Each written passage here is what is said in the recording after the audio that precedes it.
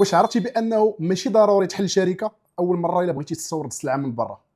خليك معايا في هذا الفيديو حتى الاخر وغادي نشرح لكم كيفاش. بزاف ديال الناس كيكونوا باغيين يستوردوا اول مره وعنده واحد البيدجي اللي صغير بزاف وكيمشيو كيحلوا شركه وكيتكلفوا، هذا هو باغي امبورطي غير كونتيتي صغيره ولو انه لغرض تجاري ولكن غير كميه صغيره. في هذه الحاله هذه اشنو خصهم يديروا؟ يقدروا امبورطيو سلعه باغ سي بروفيزوار لاول مره اللي ما كتحل فيه لا شركه كاين فيه لا تعقيدات لا والو. بالنسبه للامبورطاسيون باغ سي بروفيزوار فهي سهله. اول مرحله اش كدير هي انك كتخلص الفورنيسور اللي تفاهمتي معاه، تقدر تخلصوا غير بالدوطاسيون ديالك اللي عندك في لاكارت. من بعد ما كتخلصوا وكيصيفط لك السلعه وكتوصلك السلعه، كتهضر مع الترانزيتير ديالك كتقول له بانك راك وصلاتك واحد السلعه وبغيتي دير ليها لامبورطاسيون باغ سي بروفيزوار. كيمشي هو وكيقاد لك لاغ سي بروفيزوار عند الديوانه وكيقاد لك البروسيدور وكتقدر تامبورتي. ولكن هذه المساله هذه كدار غير المره الاولانيه، معنيتها تقدر ديرها مره واحده في حياتك، من بعد غتولي ضروري عليك انك تحل الشركه.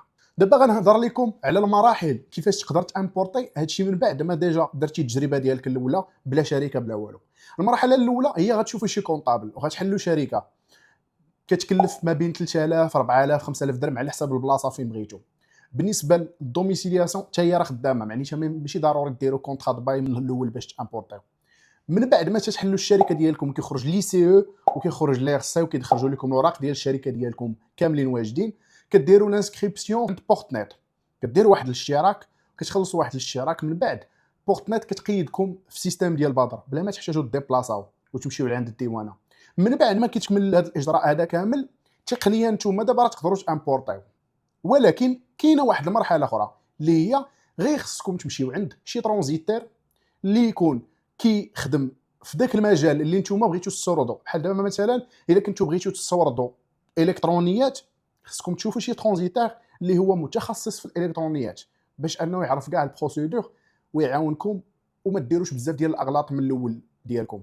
الا كنتو انتريسي بالاستيراد والتصدير ديروا سبسكرايب او لا فالو على حسب البلاتفورم اللي نتوما فيها، وان شاء الله غادي نحط كل اسبوع تقريبا فيديو ولا جوج بحال هادو اللي كيشرحوا لكم كاع لي ديتاي اللي عندهم علاقه بالامبورطاسيون.